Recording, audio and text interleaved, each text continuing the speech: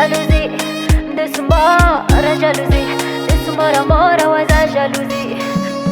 Ulumbelo sambisa samia de vous in love, samaga fi love, si fidir nga vadianga no love.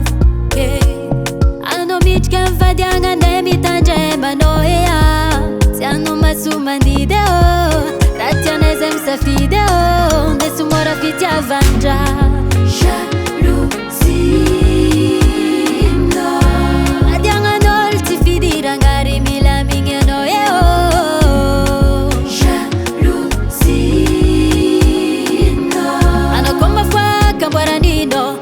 Vadianga nera ya sanolo, sa sige to i dunya, ya salo hami fiena ngandolo, fiena ngandolo.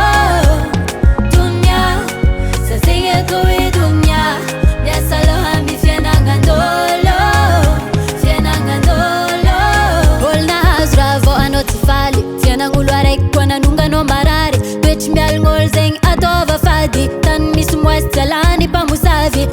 Kwa mno manguvazana bave manganra manzar zeng azawangarade yala utwetengi vilava tiru abeza mponi atowe jaloux maswan mi pusa kawanul maro jalousie no tena sanga hadi nanga bwache kende meje fienda ngane jalousie no desumora mora jalousie desumora jalousie.